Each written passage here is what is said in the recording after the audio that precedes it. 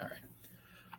Welcome in TDT Media. I am Jackson Gross here to interview a very special guest here today. We have Mr. Gino Cammilleri, and I believe you said you're the personnel director for the College Gridiron Showcase. Is that right? Assistant.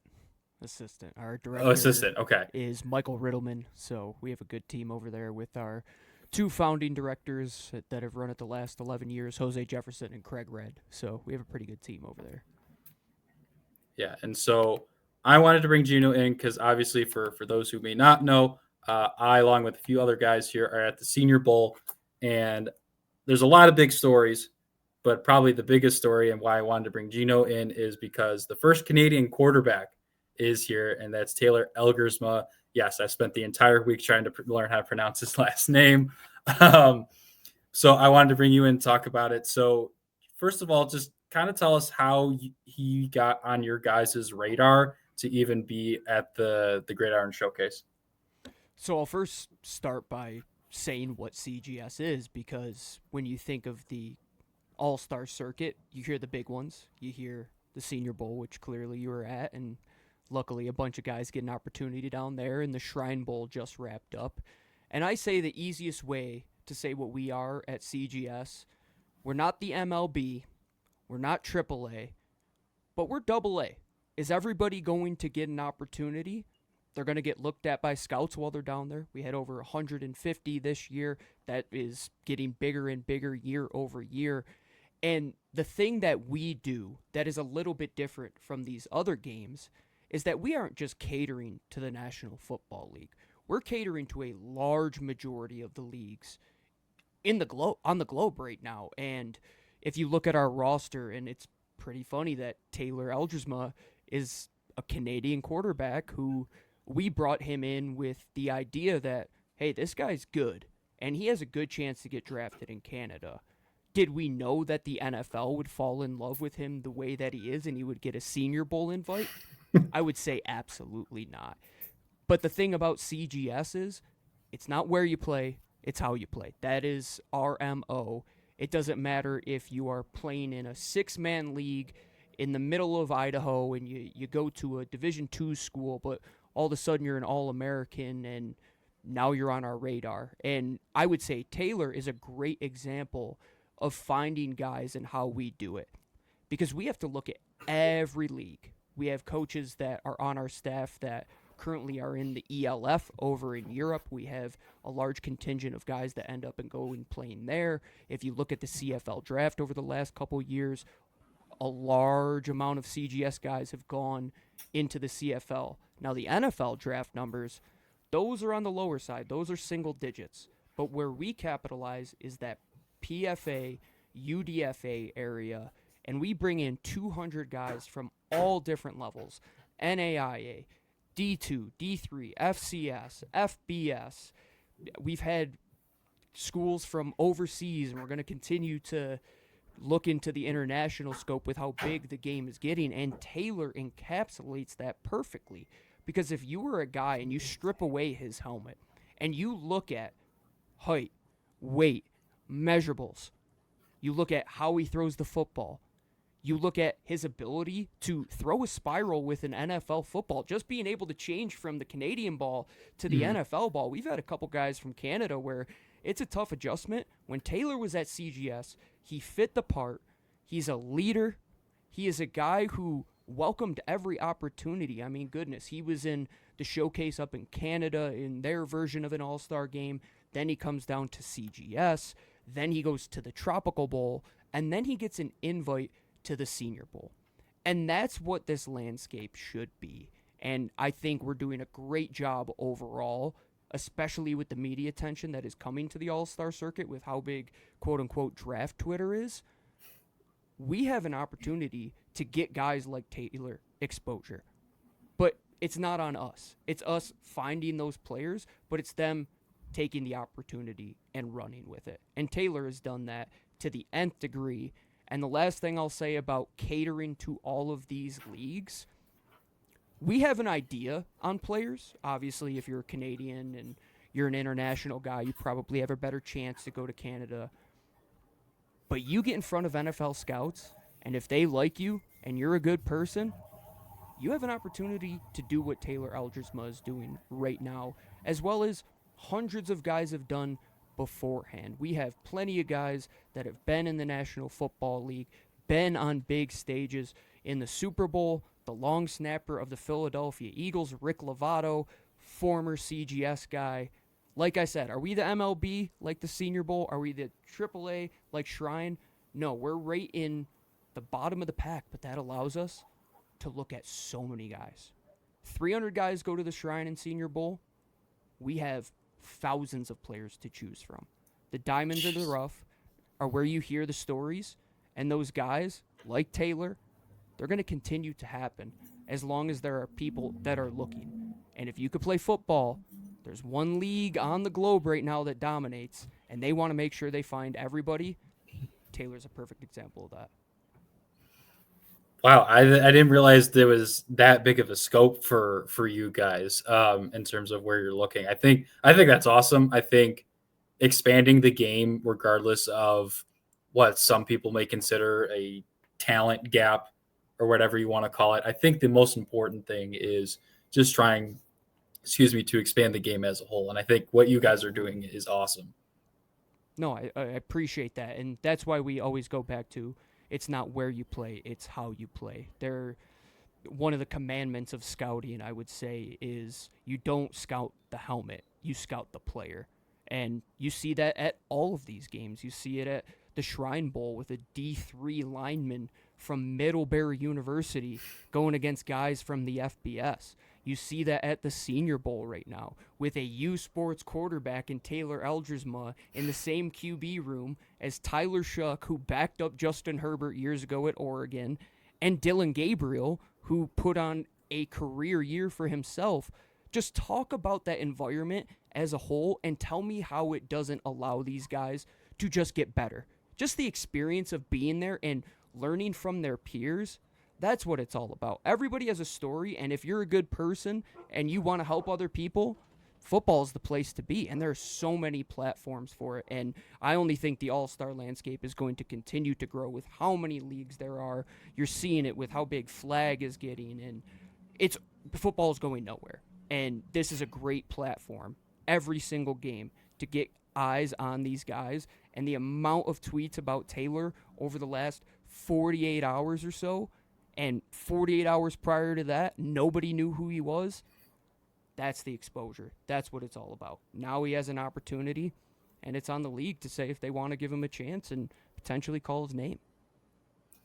Yeah, it's been fun to see because I've put a few things out there about Taylor myself, obviously, and it's funny to see, like, you see guys like fans on Twitter say like, "Oh, I want this guy as like a project quarterback as so and so," and it's funny. Someone like a Seahawks fan now wants like Taylor Elgersma as like a project QB behind Gino. So having that same kind of level of like, oh, this random QB from a small school in the States. Now you got someone from Canada. It's crazy, and it's great to see. And I just wonder like how he was able to perform when he was with you guys, because he had a bit of a rough day his first day, at least with completing short passes, but he was spectacular today.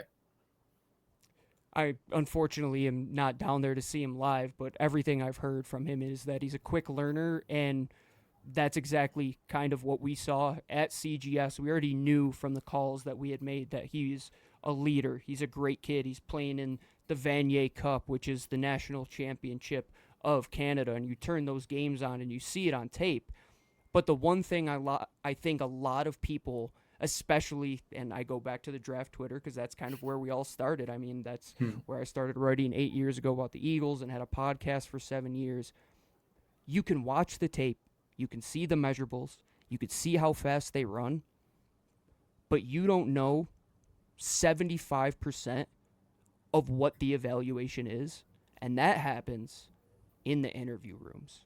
And one of the great things that we do at CGS is we have a program called CGSU, where we bring in a lot of individuals who are aspiring to get into player personnel, recruiting, so on and so forth. They come from universities. They come from being training camp interns. They come from all walks of life. But we have this cool program where We put the scouts in the room, we put the players in another room, and these interns don't have to do anything besides get players to the scouts, and the scouts don't have to move, and guess how long they can interview them for? Unlimited time. They don't have 5 minutes, they don't have 8 minutes. They have as much time that is necessary for them to get an opinion on who you are as a person. And that's why Taylor is great. Because you see the football part, and then you talk to him, and he's one of the most humble individuals you'll ever come across. And he's just grateful for the opportunity. And when he goes down to the Tropical Bowl, and you see that he just had CGS, why would he go to another game? A lot of guys in this day and age, in the opt-out age, as some would say, he would just pass that opportunity up. But what does he do after that? He goes to the Senior Bowl. And I messaged him on Instagram. I said, dude, congratulations. Like, that's huge. He's like, I can't believe I got this opportunity. I can't wait to go and crush it. And that's the mindset. That's what you need to figure out, is who they are as people. And the scouts, they know what you do football-wise. You know a 5-star is a 5-star when you're recruiting. You know a first-round pick when you see one. But the guys that you're willing to spend, let's say, a day 3 pick or some high-level money in the undrafted free agent pool, or even signed to a reserve contract, the way that those guys are going to make the roster, character, work ethic, understanding football. Do you love the game of football? It's as easy as that. Some people are in it for the right reasons, some in the wrong reasons, and that's any walk of life. Mm-hmm. There's guys that either get it or don't. I think Taylor knocked that out of the park. He was one of the guys that led the quarterback room. He was vocal on the field, as he's been doing the last 3 games that he's been at. And when you find out who they are as people, it's that much easier to pound the table for them as a football player, especially when they are a guy who, yeah, is he going to be a project? Absolutely. This is this is unprecedented territory that we are in, where a U Sports quarterback has gone to the premier all-star game in a year where, with the NIL, with the quarterback landscape, guys are saying, if I'm not going to be a day 3 pick, maybe I go back to school. You've seen that. There's plenty of guys that is played out. Well, the Taylor Elgersma of the world, the Cole Snyders who were at our game, the Connor Watkins, the Zach Zabrowskis, the Tyler Huffs, those guys that you don't know about because you're not watching them at the Senior Bowl, now they have a better opportunity to maybe make an impression on scouts with who they are as people. Now that Taylor has some more exposure, maybe more people are calling his strength coach, the secretary in the building, to find out how he is. And this is what they do. This is the NFL. They want to find out everything. But I guarantee you, Taylor didn't come this far because he performed poorly in this all-star circuit. And he's doing everything right. And there are plenty of examples of guys. And just look at the Hall of Fame at the Senior Bowl. How many of those guys followed that path, did it the right way, took advantage of their opportunity? An opportunity is an opportunity. To play ball in January or February when you're not in a playoff, how many times does that happen if you're not in the NFL playing for a Super Bowl? This is such a cool experience for these guys, and a lot of it happens not in the hour and a half of practice, but the 11 other hours that they're in the building with the scouts. Yeah, no, I completely agree with a lot of what you said. And even I got to talk with Tyler Shuck about an hour ago, and that he even said, like, he was talking about some of the guys he's gotten to know over this whole process. And one of the first guys he said just Taylor, is like great getting to know him too. And I even overheard someone else interviewing him, and that he basically started loving football as soon as he started playing. So getting to see those aspects of guys where it's just like, yeah, they can throw a football, but like you were talking about, it's like how they are as people is I think sometimes even more incredible. And that's what we love to tell at CGS. These guys have been told their whole life, they're not the biggest, they're not the fastest, they're not the strongest, they're not a 5-star, they're not a 4-star. But does that mean they can't play football? No. Does that mean there are coaches out there that can coach them up because they have the tools? Look at one of the quarterbacks that was playing on AFC Championship weekend Josh Allen, who I call a paradigm changer, how many guys would say, no, Josh couldn't play in Wyoming? I was one of them, hand up. But how many see them now and say, we believe in our coaches, we believe in the personnel, and we believe in the player? And football is all about synchronicity. There's no mistake why Kansas City is where they are. There's no mistake why the teams that win in college are where they are. And half of it is the people element. And it's everybody involved. It's the buy-in. And when you have a quarterback, this is a rare discussion. They have to be all the way bought in. They have to be more bought in than arguably your head coach, arguably your general manager. They could quite literally last longer than all of them in terms of tenure. If you don't have that makeup, they're not going to take a chance on you. But a guy who maybe runs a 4.6, but he could catch the football with really good hand strength at the point of attack, and he has really good body control, and he was a multi-time all-conference player. Is he on Matt Miller, Daniel Jeremiah's top 400? Maybe, maybe not.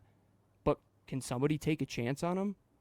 Yes. And that's what it's all about. Exposure, exposure, exposure. Continue to grow this aspect. I'm glad CGS is getting that exposure to hopefully get more guys to buy in, to say, hey, if we invest in ourselves, get in front of scouts, maybe we are the next Taylor Elgersma. And it's all about wanting to buy in and going through the process.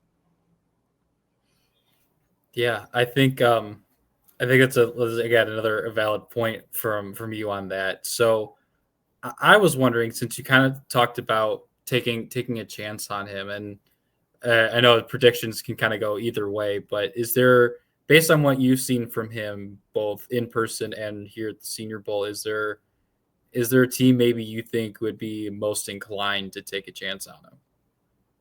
Ooh, that's interesting. And what I do, it's to get, we say at CGS, we are the supermarket, and the scouts can come and get their ingredients for their recipe, right? We're not the ones drafting them at the end of the day. We just want to get them there in front of the evaluators. But that is a lot of the thinking when you're looking at these guys. What are the modern trends in football? You look at quarterbacks. They want to have them tall. They want to have them have that quick delivery. They want them to be a little bit mobile. Those are the things that you're looking at Taylor, and you see him, and you say, can somebody take a chance on him?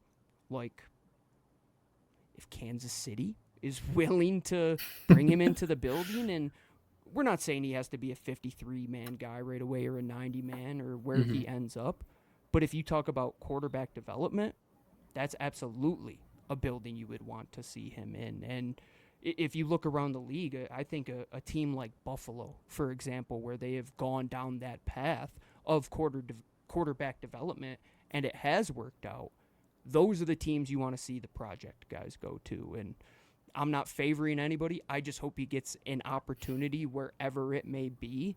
But when you look at trends, you look at what the NFL likes, why is he there with those 5 other quarterbacks right now? Because there's clearly pieces that they think they can work with. And that's half the battle. I can't teach you how to pass set like Jeff Stoutland can. But if a guy is 6'8", he's got a nice wingspan, he's athletic, maybe you bring him into the building and trust your coaches. Synchronicity. It all comes back to that. Does your personnel know what your coaching staff wants? And does that match up with what they believe in terms of everything? Like Dallas, for example, they're never going to bring in a cornerback that's under 6'1". Just look at the roster. It's all guys that are tall, long. They want them to be able to play press. Those are some things that may hinder anybody from getting into a building if there are those limitations. But character-wise, why would you not want him in your quarterback room?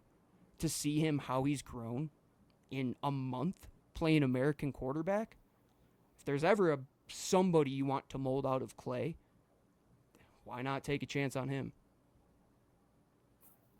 Yeah, I think those are great examples. And as a Bears fan, I know the exact opposite end of not having organizational And you can see how that goes, synergy. right? Yep.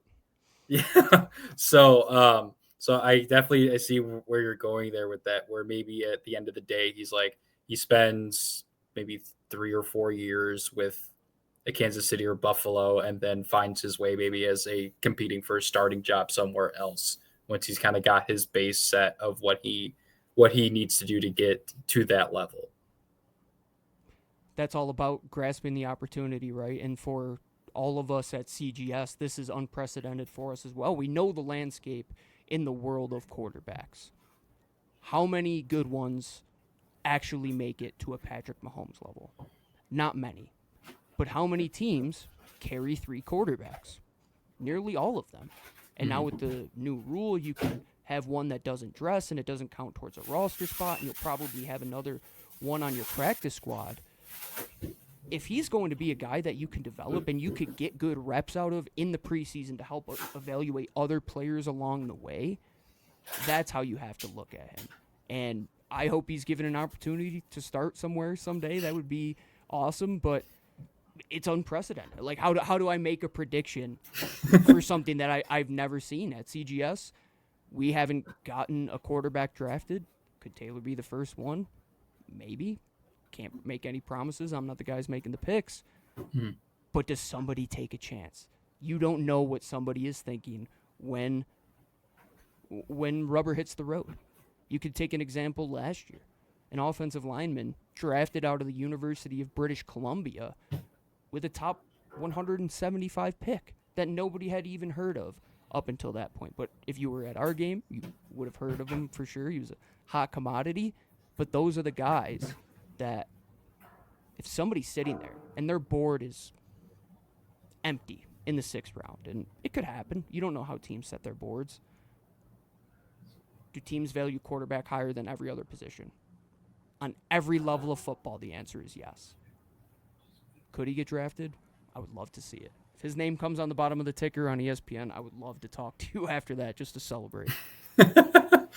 No, that I would definitely join you in a celebration to see Taylor drafted. Just going to a little bit more of a film and just his play perspective. When I've been watching him pre and during this whole process, the deep ball is obviously apparent of just how good it is.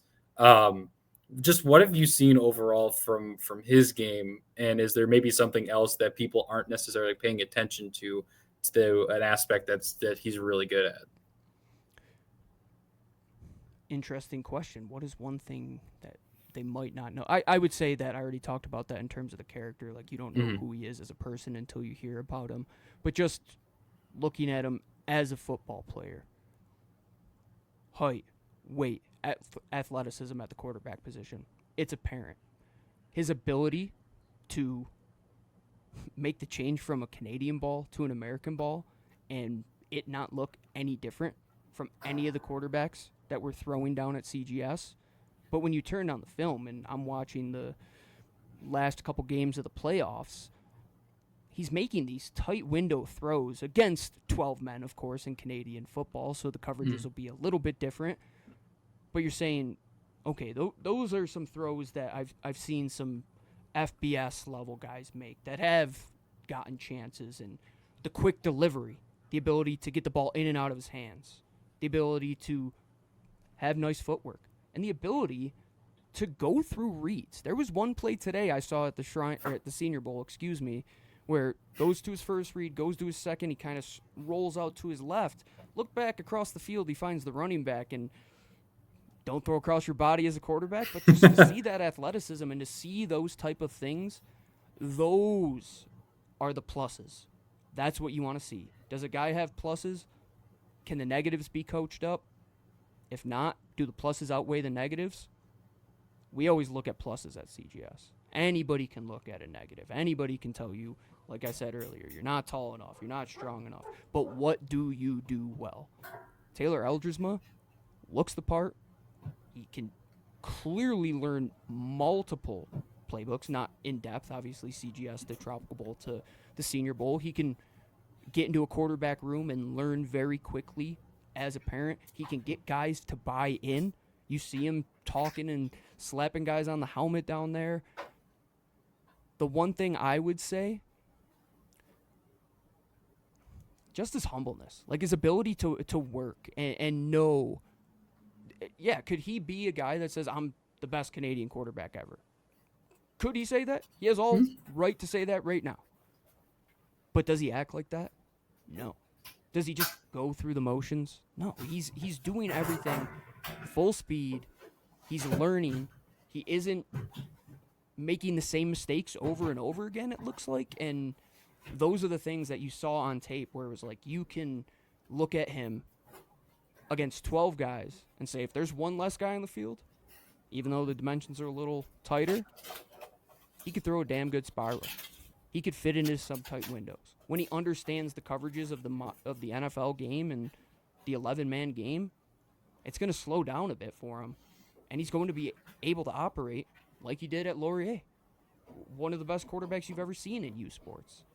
So why can't he do that if he is doing it at every single level against every other level of competition? That's why you bet on him. Yeah, and I think that's already been apparent because, like I said earlier, he had at least in terms of short ball accuracy, there were a couple of throws he had on day one that was kind of iffy, but he seemed to already adjust to some of the coaching he's already gotten, look much better. And I think out of anything, like missing short throws or footwork can, I think, more easily be corrected than like that play you brought up, going through reads. That is probably the most difficult thing to teach guys, especially guys who need more experience or who are still trying to learn in a variation of a sport. So I think those aspects will be very, very attractive to other teams going forward. Without a doubt. And the more guys that look at the pluses of players, I think will be given opportunities. And it's easy to get into the group think and, oh, this guy does something, so somebody I trust said it, I'm going to believe that. Trust your own eyes. That's why we believed in Taylor. That's why the coaches at Laurier believed in him.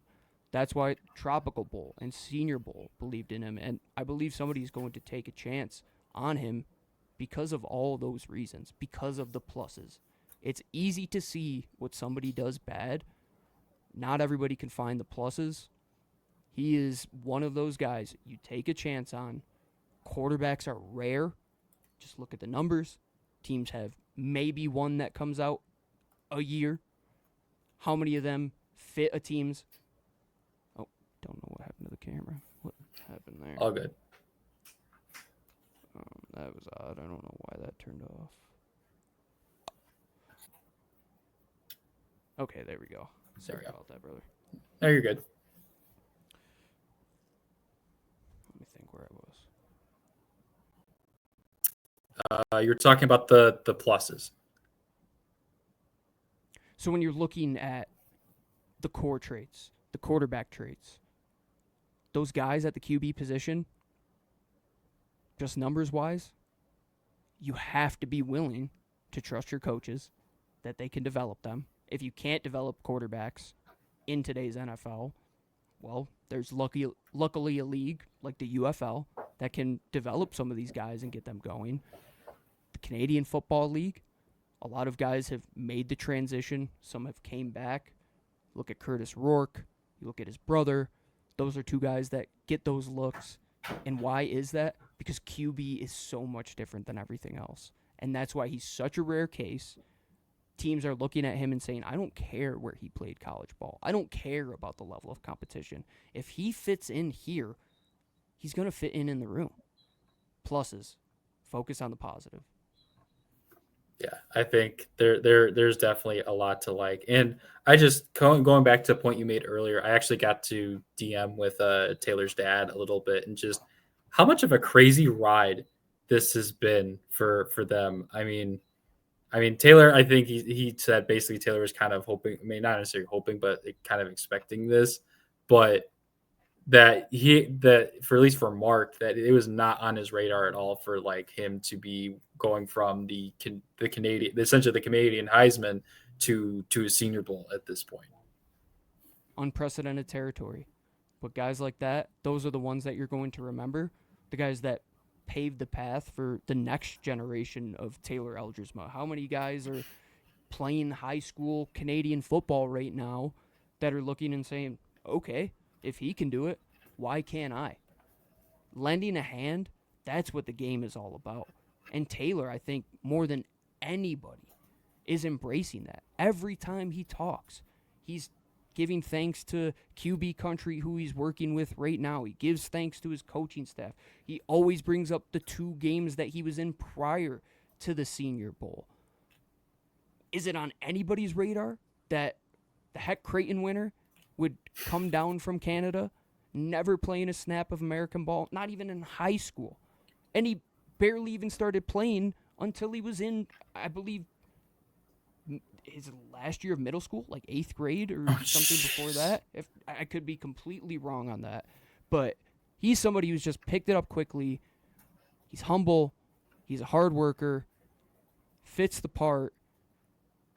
You got to be proud if you're his parents, man. Like that's a trend-setting type of player, and doing it in the most humble of ways. Like only a Canadian could be as humble as Taylor is. I give that with the utmost sincerity. I grew up in Western New York. I'm very fond of Canadians, so it was cool to see that one of the guys from one of the 27 U Sports teams got a chance to not only come to our game, but to just be around American football. How many people around the globe are looking at the NFL, looking at college football and say, maybe one day. And guys now get that opportunity? I never had a chance. I'm 5'8". My parents are short. I was never playing professional football. But these guys that get to do it, the ones that embrace it, you only want to help them that much more. And it was easy to help a guy like Taylor. And it's easy to root for him and help him succeed. And to hear the stories, like you said, DMing with his dad, that they didn't expect this. This wasn't expected. It was earned. He earned that. And in a world where I would say, look at NIL. Like everybody wants to get paid. They want the biggest, the brightest, the fastest. Still got to put one foot in front of the other and go to work. And that's what it's all about. And that's why this will be one that we tell at CGS 2045 about guys like this who embrace it, who accept the challenge. It's not easy. It's not easy. How many guys have failed doing this? A lot. Could that have been a hang-up for him? Could that be a hang-up for anybody? Without a doubt. But just knowing that you have that God-given ability sometimes, and if you work hard, how many examples are there? You look at the Austin Ecklers of the world from Western Colorado, Division II kid who turns into an absolute legend in the National Football League. Those stories are abundant. Let's continue to tell those type of stories because we can tell who the 5 stars are. We know who the top guys are. There are good football players everywhere. And now with the NFL expanding the international player pathway program, can't wait to see how scouting expands over the next decade or so. Yeah, and I think, like you were saying, like you can easily tell the story of a guy like a Jamar Chase, and this is no disrespect to him at all. It's like 5-star guy out of one of the biggest colleges in the SEC. Just a rare guy, yeah. But for me, especially being in a place like this, it's a lot more fun to tell the stories of guys who not a lot of people know about, or they're just starting to figure out, like maybe like a Harold Fainin from Bowling Green, or an Upton Stout from Western Kentucky. So bringing those, and obviously Taylor and his whole story. So I think that's honestly a lot more fun to tell and a lot more fun to be a part of than just like, oh yeah, there's 5-star guy from Georgia like Roquan Smith. That's cool. And it's no disrespect to those guys, right? We all want to be around the biggest and the best. And I remember being at the Senior Bowl and love my Oregon Ducks, and you're standing there next to Justin Herbert. You're like, oh, okay, this is, yeah, that's what an NFL player looks like, right? But everybody has some sort of ability. And can you figure out what it is and figure out a way to work with it? The Harold Fanins of the world. Bowling Green. How many people were watching Maction on Tuesday and Wednesday nights? I bet not many. But you know who were? scouts. And the old adage about the NFL, if you can play ball, they're going to find you. And these stories only help them. And that goes back to the evaluation process. You can look at their athleticism. You can look at the tape. But how much of it is between the ears? Some, it's everything. Some people can look by it. But a lot of people in this business, if you have a head on your shoulders and you love the game of football, it's as easy as that. Absolutely. And I think that's a good note to end on. Before I let you go, thank you very much for talking with me. Is there anything else you want to say about Taylor, his process, his story, and just what seeing all this means to you? Ooh, what it means to me. That's interesting. I don't like to be a little self-absorbed, but I come from an Italian-American family where it's very close-knit, and my dad owned a restaurant from the time I was 12 years old, and I started working at 12, and I always had that work ethic. And like I said, I'm a 5'8" kid from Western New York. I wasn't playing high-level sports, but I had to bet on myself. And how I got down to CGS, bet on myself one year, went down there on my own dime, met these great people, and it allowed me to get into this position as the assistant director to tell these type of stories. And nobody's going to remember my name, but they'll remember Taylor's name. And to me, that's what everything I've ever grown up on is. Close-knit, hardworking people that just want a chance. Are we the biggest, fastest, tallest, brightest? No. But do we have things that we can put into the world for good?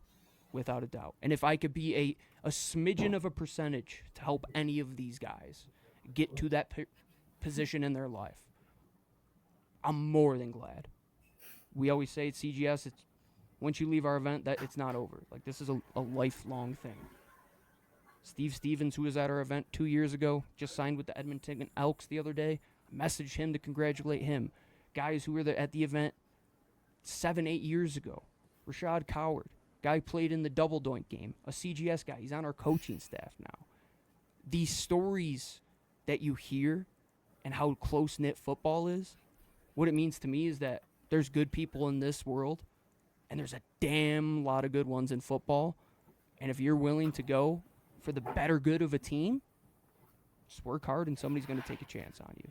So to me, this is beyond anything we could imagine at CGS. For Taylor, for the game itself, for the way that scouting is going, it's all about giving those guys a chance.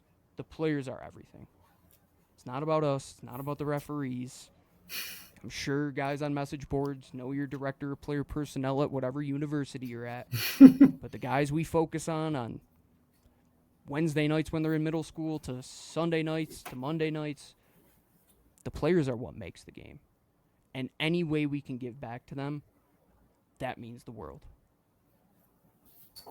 That's awesome. I'll let that double doink game mention slide for now. I forgot the Bears thing. Sorry. No, you're good. You're good. But again, thank you so much, Gino. Where can people find you, and where can people find CGS?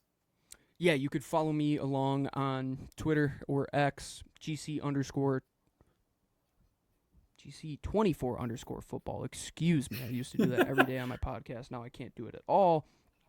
Find CGS, College Gridiron Showcase. We are usually the first or second week of every January. I've been there for 5 years. They've been doing it for 11 years. Next year will be our 12th. Any media that ever wants to come down and tell these stories like Taylor, please feel free. Please. It's about the exposure. Where you can find CGS, down in Fort Worth, Farrington Field, every single year.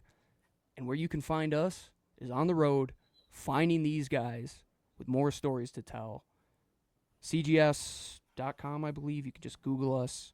Any information you want, please feel free to reach out to myself, our director of player personnel, Michael Riddleman on Twitter. Any of the guys that were at our event were there for a reason, and we have to continue to be the platform to elevate them to where they want to be. Well, again, thank you so much, Gino. Maybe we'll make sure to stay in touch, and maybe next year we'll send some guys. We have a couple of guys in the Fort Worth area, so maybe we'll send them your way next year. So again, Awesome. thank you so much, Gino. Not a problem at all, my friend.